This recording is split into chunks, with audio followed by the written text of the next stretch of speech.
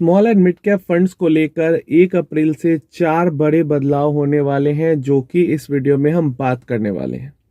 सबसे पहले तो बता दूं, एक जो मुझे आशंका है और मार्केट में जो बातें चल रही हैं, हो सकता है कुछ समय के लिए सेबी की तरफ से ही गाइडलाइन आ जाए। वैसे तो लगभग सब एएमसी धीरे धीरे करके अपने स्कीम्स के अंदर में लमसम इन्वेस्टमेंट या तो बंद कर रही है या तो उस पर लिमिट लगा रही है।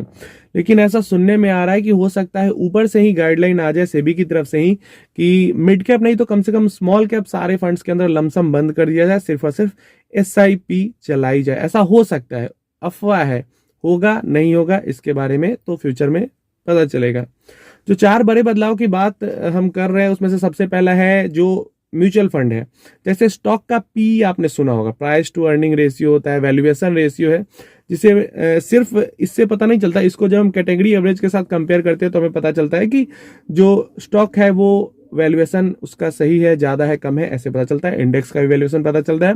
वैसे ही पूरा एक बढ़िया फ्रेमवर्क बनाना चाह रही है। वैसे अभी भी म्यूचुअल फंड्स के पीई होते हैं, लेकिन प्रॉपरली एक्सेसिबल सारे इन्वेस्टर के लिए नहीं होते। उसको एक्सेस करने के लिए थोड़ी सी मेहनत करनी पड़ती है। यहाँ पे सेबी कह रही है कि जितने भी फंड हाउसेज हैं, एएमसीज हैं, वो अपने स्कीम्स का पी विजिबल करें, जागरूक करें पी के बारे में कि फंड ओवर वैल्यूड है, बहुत ज्यादा वैल्यूएशन हाई पे चला गया है फंड का। ये सारी चीजें स्कीम का जो डॉक्यूमेंट्स है या वेबसाइट है वहां पे प्रॉपर विजिबल हो। जो चारों चीजों बात है, चारों की विजिबिलिटी बढ़ाने की ही बात की जा रही है, जो 1 अप्रैल से हो जाएगा लागू। दूसरी चीज की अगर हम यह बात करें तो दूसरा सेबी लिक्विडिटी पे बहुत ज्यादा जोर दे रही, जो मैंने स्ट्रेस टेस्टिंग के बारे में बताया था। तो मार्च में ही 15 या कुछ आधा मार्च मिड में ही एमएफआई ने रिपोर्ट मांगा है सारे ही म्यूचुअल फंड हाउसेस से उनके mid cap and small cap scheme की स्ट्रेस टेस्टिंग को लेकर। कि स्ट्रेस टेस्टिंग का जो सेबी ने बताया है, कितना रिपोर्ट, कितना स्कोर किसको मिला है, वो मिड मार्च तक एमएफआई के पास सबमिट कर देना है सारे एएमसीज को। एंड सारे एएमसीज के वेबसाइट पे, डॉक्यूमेंट्स में, हर जगह पे अप्रैल महीने से स्ट्रेस टेस्टिंग रिपोर्ट जो स्कोर होगा उसका वो विजिबल हो जाएगा 1 अप्रैल से। जिसका टेस्टिंग स्कोर जितना बढ़िया होगा उस स्कीम के अंदर में लिक्विडिटी उतनी अच्छी है, ये आपको समझना है। और जिसका स्कोर जितना खराब है उस स्कीम के अंदर लिक्विडिटी उतनी ज्यादा खराब है। बहुत ज्यादा खराब स्कोर वाले फंड के अंदर इन्वेस्टमेंट करने से थोड़ा सा बचना है, थोड़ा समझ के इन्वेस्टमेंट करना है, इस चीज का ध्यान रखना होगा। तीसरे नंबर पे हम बात करेंगे फंड की वॉलेटिलिटी के बारे में भी सेबी काफी ज्यादा जोर दे रही कि इस इन्वेस्टर को जागरूक किया जाए कि कौन से फंड के अंदर कितनी ज्यादा वॉलेटिलिटी है। वैसे तो हमें पता है कि लार्ज कैप सबसे कम वॉलेटाइल, मिड कैप उससे ज्यादा वॉलेटाइल, स्मॉल कैप उससे ज्यादा वॉलेटाइल। लेकिन स्मॉल कैप, मिड कैप के अंदर में भी अलग अलग फंड अलग अलग तरीके से वॉलेटिलिटी दिखाते हैं। जिनका टर्नओवर रेशियो ज्यादा रहता है उनके अंदर ज्यादा वॉलेटिलिटी रहती है, क्योंकि बहुत ज्यादा फ्रीक्वेंटली बाय सेल करते हैं। जो बाय एंड होल्ड की स्ट्रेटजी फॉलो करते हैं उनका टर्नओवर रेशियो कम रहता है और उनके अंदर वॉलेटिलिटी थोड़ी सी कम रहती है। और भी कई सारे फैक्टर्स होते हैं। तो इस पे भी सेबी जोर दे रही है, या वॉलेटिलिटी को हम बीटा से भी समझते हैं, जिसका बीटा जितना ज्यादा हाई, 1 से जितना ज्यादा ऊपर और 1 से जितना ज्यादा नीचे, तो मतलब इंडेक्स से उतना ज्यादा वॉलेटाइल है, उतना ज्यादा कम वॉलेटाइल है। या फिर बीटा को हम कैटेगरी एवरेज बीटा के साथ भी कंपेयर करते हैं तो इससे भी हमें वॉलेटिलिटी देखने को मिलती है। तो बहुत सारे लोग इस चीज को नहीं देखते हैं। तो सेबी सामने से कह रही है कि इन्वेस्टर को जागरूक बनाया जाए बीटा के बारे में भी, वॉलेटिलिटी के बारे में भी, कि अगर आप स्कीम के अंदर में इन्वेस्ट कर रहे हैं तो कितनी वॉलेटिलिटी आपको झेलने को मिल सकती है और उसी के अकॉर्डिंग, टाइम पीरियड के अकॉर्डिंग इन्वेस्टमेंट करें।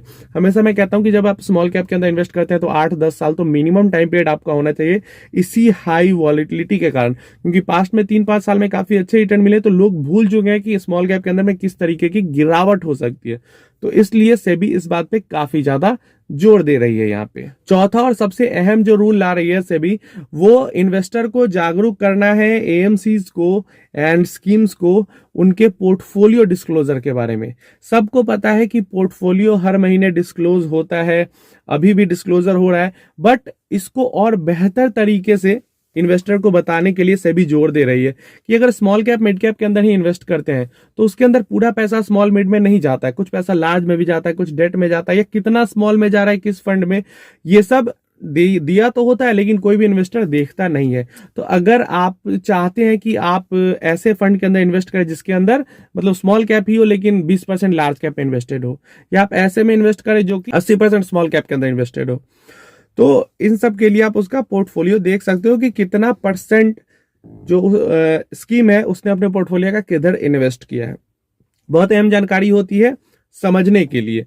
नंबर ऑफ स्टॉक, कौन कौन से स्टॉक हैं, कितना परसेंट किस मार्केट कैप में डाला है, ये सब कुछ डिस्क्लोजर काफी अच्छे तरीके से करना है, विजिबल बोल्ड तरीके से करना है। ये सारी चीजें, स्ट्रेस टेस्टिंग रिपोर्ट, वॉलिटिलिटी की रिपोर्ट, स्टॉक का रिपोर्ट कि कौन से स्टॉक में कितना परसेंट किधर इन्वेस्टेड है, ये सारी चीजें काफी बोल्ड तरीके से अपने वेबसाइट पे या जो उनका डॉक्यूमेंट है उसके अंदर दिखानी है। इस बात पे सेबी काफी ज्यादा जोर दे रही है।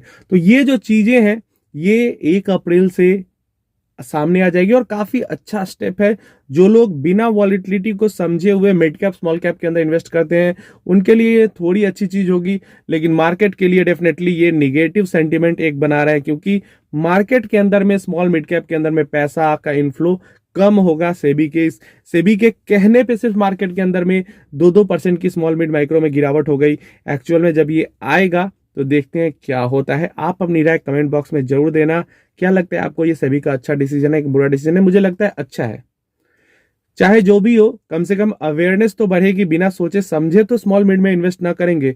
को बहुत सारे लोग लालच में रिटर्न के चक्कर में उनको 3 साल के लिए 5 साल के लिए इन्वेस्ट करना है, फिर भी स्मॉल कैप के अंदर में इन्वेस्ट कर देते हैं पीछे 3-5 साल का रिटर्न देकर। वो ये नहीं समझते कि अभी अच्छा टाइम है इसलिए दिख रहा है, अभी क्रैश 20% का आ जाएगा तो वो सब रिटर्न खराब दिखने लगेंगे और हालत खराब हो जाएगा इन्वेस्टर का। तो उम्मीद है इन्फॉर्मेशन हेल्पफुल होगी। कोई क्वेश्चन क्वेरी है तो नीचे कमेंट में आप पूछ सकते हैं।